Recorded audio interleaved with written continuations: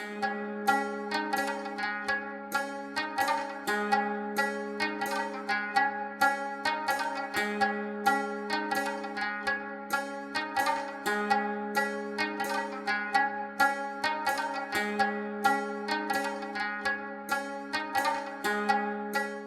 dear students, welcome to this program. In today's program, we are going to discuss about the philosophy of Vedanta with special reference to the concept of self and identity. The objectives of today's topic are to understand the basic essence of Vedanta philosophy, to understand the basic teachings of Vedanta philosophy. We will try to understand the Vedanta Sutras. We will also try to understand the concept of self and identity as per the Vedanta philosophy. And lastly, we will try to understand the practical relevance of Vedanta philosophy.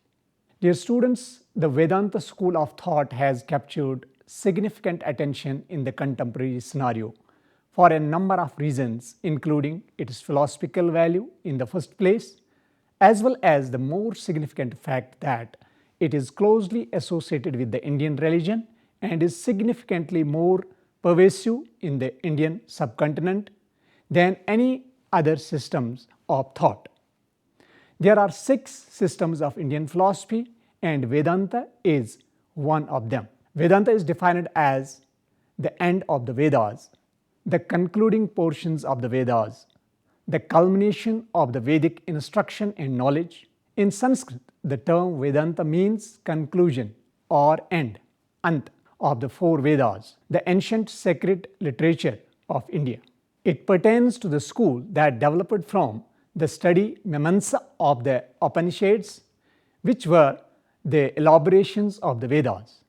The influence of Vedanta on Indian thought has been profound, although the preponderance of texts by Advaita scholars has in the West given rise to the erroneous impression that Vedanta means Advaita.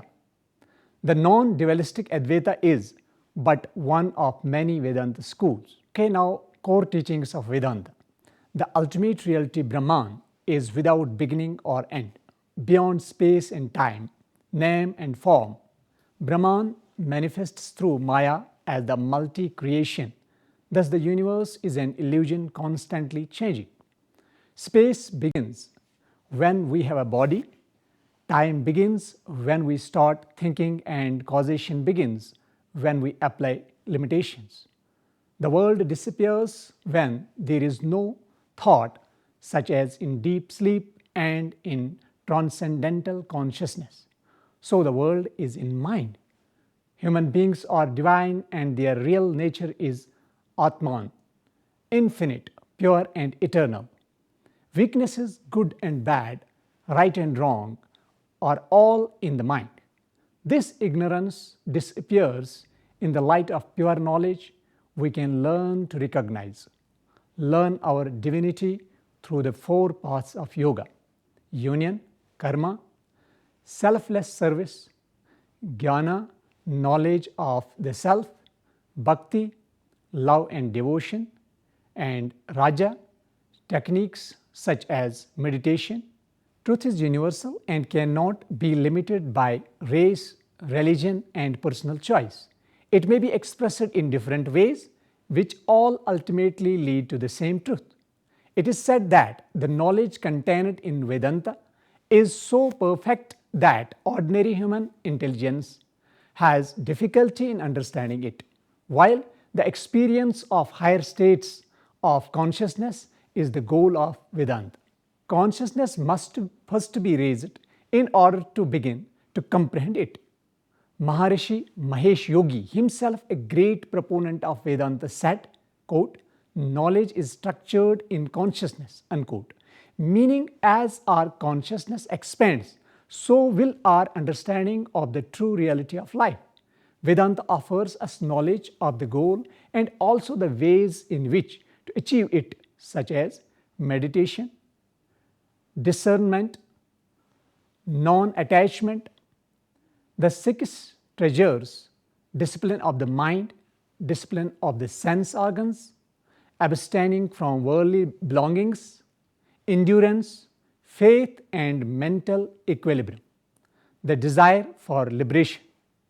According to Vedanta teachings, there are 4 paths we can follow to achieve the goal of understanding our divine nature. These paths are known as the 4 yogas.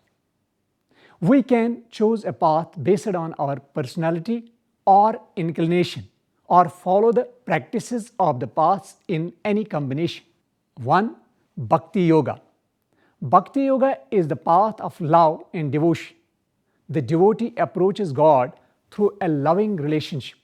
This path emphasizes practices such as prayer, chanting, and meditation on God as a loving presence in our lives. 2. Jnana Yoga. Jnana Yoga is the path of knowledge. In this path, the seeker uses reason and discernment to discover the divine nature within by casting off all that is false or unreal. This practice shows us that the supreme reality resides within. 3. Karma Yoga. Karma Yoga is the path of selfless work. Those who follow this path do work as an offering to God and expect nothing personal in return. Karma Yoga teaches us to practice detachment and equanimity in our work, and to understand that the results of any actions are beyond our control. 4. Raja Yoga. Raja Yoga is the path of meditation. Meditation is an important practice in all of the paths, as it allows us to experience higher states of consciousness, where we achieve a deeper understanding of our divine nature. Sri Ramakrishna, a modern day saint, and his student Swami Vivekananda, who brought Vedanta to the Western world, emphasized the use of a mantra-based meditation technique and symbolic images of the divine. Now, let's understand about the objectives and features of the Vedanta philosophy. Dear students, the philosophy of Vedanta, like all other systems of thought, is an attempt to clearly understand and explain the world as it appears to us in our knowledge. It is an attempt to determine the nature of the ultimate reality and to understand how it presents before us a world of manifoldness in order to make out clearly the place and destiny of man in the world system. Vedanta philosophy considers 2 very important questions: the theoretical determination of the nature of substance or reality underlying experience and of the origin of knowledge, and the ethical problem of the duty and the ultimate ideal of human life.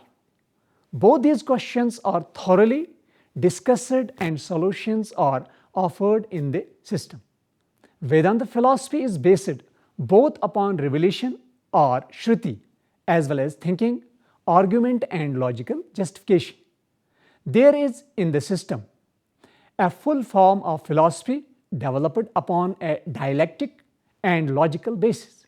The first problem which the Vedantin seeks to solve is the ontological problem of reality. The second, the problem of cosmology. The third, the problem of psychology. And fourth is the problem of striving after the ideal and its attainment, the final liberation. Brahman.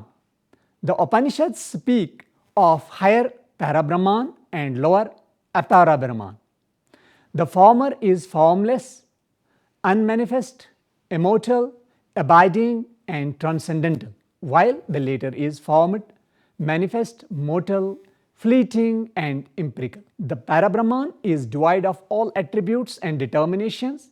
It is unqualified, indeterminate, unconditioned, and it is the absolute. The Aparabrahman is qualified, determinate, conditioned, and it is personal God.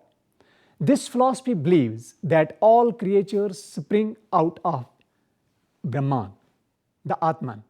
While Brahman is the cosmic principle, Atman is the psychic principle. It is inner self in man, Brahman is Atman. Therefore, the cosmic principle is the psychic principle. The universal spirit is the self in man. It is the eminent spirit in him. It is the inner guide, Antaryaman. Brahman is the soul of all. It is a knower, but is not known. It is the foundational consciousness which is the ground of the universe. Bondage and liberation. Higher knowledge of Brahman as pure identity devoid of difference in intuition, vidya. Lower intellectual knowledge of the empirical world, of plurality of individual objects and selves is ignorance. Intuition brings about release, while intellect ties the individual self to the empirical life of birth and death. Vidya is moksha and avidya is samsara. Vidya is knowledge of pure identity. Duality of subject and object is apparent. Atman is the ontological reality. The individual soul's individuality is due to avidya. Avidya is the cause of individuality. Now, Vedanta Sutras. Perhaps the most accessible and important source for the study of Vedanta are the Vedanta Sutras. It is also known as Brahma Sutras, since it provides an explanation of the Brahman idea. It also addresses how the unconditioned self manifests. For this reason, it is also known as the Sararika Sutra. There are 4 chapters of the Vedanta Sutra. The concept of Brahman as the primary reality is covered in the first chapter. Its goal is to bring the various Vedic statements on this issue into harmony. The second chapter explains how the world is dependent on God and how it gradually departs from Him before returning to Him. It also includes fascinating psychological talks regarding the soul's characteristics, relationship to God, relationship to body, and relationship to one's own actions. The third chapter talks about how to get Brahma Vidya, sadhana.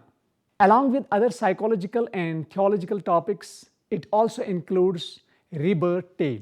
The fruit phala of Brahma Vidya are the topic of the last chapter. Now, teachings of the Vedanta Sutras. The Veda is eternal and the Shastra is the supreme authority, according to Badriyana. No amount of contemplation or logical justification can reveal metaphysical truth. Sutra acknowledges perception, pratyaksham, and anumana as 2 sources of knowledge in France. The self-evident unveiled Shruti is known as pratyaksham. The Upanishads are what Badriyana refers to as Shruti, and the Bhagavad Gita, the Mahabharata, and the Code of Manu are what he refers to as Simriti. Inference is based on perception in every theory of knowledge, and Simriti is based on Shruti. The area of Prakriti, which contains the elements, the mind, intellect, and egoity, makes up the thinkable, whereas Brahman is unimaginable.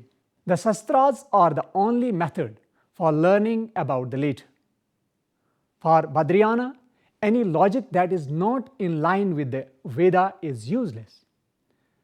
Reasoning follows from distinguishing marks. However, we cannot state that Brahman is exclusively distinguished by one characteristics over another. Therefore, intuitional knowledge, which can be attained via dedication and meditation, supersedes reasoning. It is important to note that while discussing the Purva Mimamsa and the Uttar Mimamsa, historically respectively later referred to as Mimamsa and Vedanta, or the earlier and later schools respectively. Mimamsa is typically seen to be concerned with the ceremonial karma kanda, and Vedanta with the philosophical and theoretical jnana kanda components of the Vedic teachings. The 3 Vedantic schools, together with other theistic Vedantic schools such as Sudaddhaveda, Swabhiveka, Vidaddhiheda, and Asantya Vidaddhiheda, fall under the umbrella of Uttar Mimamsa in light of this distinction. But in drawing this distinction, one must proceed with caution. The Mimamsa schools conducted extensive philosophical research with significant implications. Their handling of knowledge, truth, and mistake is particularly notable. The Mimamsa schools owe a debt of gratitude to the Vedanta schools because they not only accepted but also used the Mimamsa's pramana, means of legitimate knowledge, in their own systems. Now, concept of soul and identity. Vedanta's concept of the soul or self, written by Swami Tathagata Anda, and glory of the self, the most glorious God ever, the only God who ever lived, exists, or ever will exist, cannot be imagined by literature, scripture, or science. From Swami Vivekananda's complete works, the most significant insight for leading a good life is having a correct grasp of how our lives work. The soul is the source of all knowledge and experience. Jesus Christ alluded to this when he said, quote, "What shall it profit a man if he shall gain the whole world and lose his own soul?" Unquote. A correct knowledge of the nature of the soul will improve, clarify, expand, and deepen our lives. The modern mind is compelled to learn about oneself. The basis of all existence is being. Everything that being proposes is true, but itself is not true. Only one such being is possible, and that is God. The sages of the Upanishads knew the innate divinity, infinitude, luminosity, and blissfulness of the soul. Max Muller, in his 3 lectures on the Vedanta philosophy, offers his explanation for why Greeks, Middle Ages, and modern philosophers did not have access to this unsurpassed knowledge about how to live a healthy life. The self is a manifestation of the all-pervading supreme consciousness that underlies all forms of life, both animate and inanimate. The soul of all souls is called God, or the Supreme Being. He is the inner master and the totality of all souls. The individual self, Jivatman, which the soul is, and the Supreme Self, which God is, are both members of the same category of self, Paramatma. It is believed that the individual self or embodied soul is a manifestation of the other. The other is unconstrained. The one has a body, and Vedantins subject to various restrictions. In Vedanta, the separation of the soul from the body or the mind is vital. Indian religious texts refer to the self as Atman. According to Vedanta, the Atman is both self-existent and self-luminous. The power of God is not merely an abstract, impersonal, material principle. It is a dynamic, living energy that can take on a specific individualized form. It is the origin of all existence, wisdom, and happiness. These are the soul's essence rather than its characteristics. It shares the same properties as pure consciousness or intelligence. It serves as the manifold single foundation and main component. Anything is projected or manifested by the self, hence it comes before everything else. This Atman is Brahman, the experiencer of everything. This Atman has no prior or a subsequent, without interior or exterior. The very same changeless reality, Atman, that resides within people is the same changeless reality, Brahman, that supports the universe as a whole. It is the source, the manifest, and the sustainer of the entire cosmos. The only spiritual being is the self-luminous Atman, self. All else, whether gross or fine, belongs to the world of matter, since it lacks fundamental consciousness. As a result, matter includes primal, mature, and all of its changes that make up the physical and physical universe. Self-intelligence and self-consciousness are not a part of any of them. Vedanta rejects the secular scholarly hypothesis that the universe, life, and consciousness emerged from inert, insentient matter. The light of spirit, which is characterized by self-awareness, cannot be produced by physical processes. Both the Atman and its reflection or shadow, the ego, are referred to as the self. The Atman or God is the identical in everyone. What varies from person to person is our obstinate commitment to an egocentric life, psychophysical organism, or simply the ego. The ego makes us feel insecure, fearful, and dreadful by dividing us from our greater self, from other people, and ultimately from God. Atman is the name for the person's greater self. The Brihadar Aneka Upanishads gives the definition of Atman as, quote, that which expresses consciousness in the organs, unquote. The world obtains its existence from it, according to Sankara, who claims that it is so named because it permeates, receives, and experiences all things in the world. Using conscious experience or Atman, we perceive, sound, smell, speak, and taste. Life is what the average person refers to. For mystics, it is Atman. Brahman is this Atman, self within. Only an abridged edition, as it were, Brahman exists in the individual ego. The Supreme Self seems constrained, feeble, and finite when it is bound to a body, mind, consciousness. Despite being one with the divine, each person is only a small part of the divine.